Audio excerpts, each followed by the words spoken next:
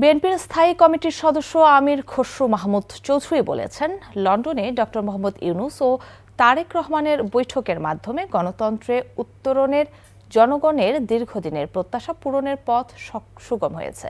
London থেকে ঢাকা ফিরে সকালে হযরত শাহজালাল আন্তর্জাতিক বিমানবন্দরে সাংবাদিকদের কাছে তিনি এ মন্তব্য করেন। এদিকে বিএনপির স্থায়ী কমিটির আরেক সদস্য ডক্টর মঈন খান বলেছেন, এদেশের মানুষ জাতীয় নির্বাচনে ভোট দিতে মুখিয়ে রয়েছেন। তামজিদ সুমনের রিপোর্ট।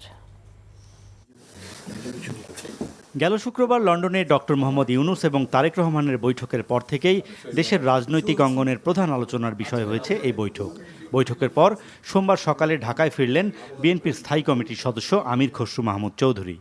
হযরত শাহজালাল আন্তর্জাতিক বিমানবন্দরে নেমেই আমির খসরু সাংবাদিকদের সাথে কথা বলেন বৈঠক প্রসঙ্গে। বলেন, সংস্কার হবে ঐক্যমত্যের ভিত্তিতে, আর যেসব সংস্কার প্রস্তাবে রাজনৈতিক দলগুলো সম্মত হবেন নির্বাচনের পর তা কার্যকর করা হবে। গণতান্ত্রিক উত্তরণের জন্য যে আন্দোলন সংগ্রাম আজকে বহু বছর ত্যাগ স্বীকার করেছে জনগণ, দেশ সেদিকে এগিয়ে যাবে। এখন জনগণের নির্বাচনের যে প্রত্যাশা ছিল সেটা পূরণ হয়েছে আমি মনে করি।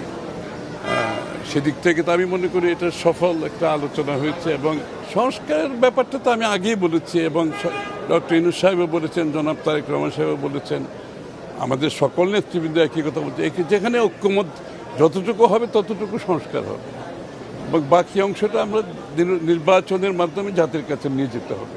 এদিকে মির্জা ফখরুল ইসলাম আলমগীর সহ বিএনপির নেতাদের সাথে সৌজন্য সাক্ষাৎ করেছেন ব্রিটিশ হাইকমিশনার সারাহ কুক। সাক্ষাৎ শেষে ডক্টর মঈন খান বলেন, আসন্ন জাতীয় নির্বাচন সুষ্ঠু করতে বাংলাদেশকে সহযোগিতা করবে যুক্তরাজ্য। আজকের আলোচনা এটা এসেছে যে এই বাংলাদেশে ভবিষ্যৎ যে ইনস্টিটিউশনগুলো, গণতান্ত্রিক কিছু প্রতিষ্ঠানগুলো, সেগুলো গড়ে তোলার জন্য যে যদি তাদের যে সহযোগিতা প্রয়োজন তারা সানন্দে তারা বলেছে যে তারা সেদিকে প্রয়োজনীয় সহায়তা প্রদান করবে আমাদের ভবিষ্যতে। এছাড়া বাংলাদেশের সার্বিক রাজনৈতিক পরিস্থিতি নিয়ে সারাহ কুকের সাথে আলোচনা হয়েছে বলেও জানিয়েছেন তিনি। Tamjid Suman, NTV news, Dhaka. Bundle থাকলে প্রতি সেনমানিতে টাকা বাঁচবে। বিকাশ সেনমানি বান্ডেল কিনে জিতুন প্রতি লেনদেনে।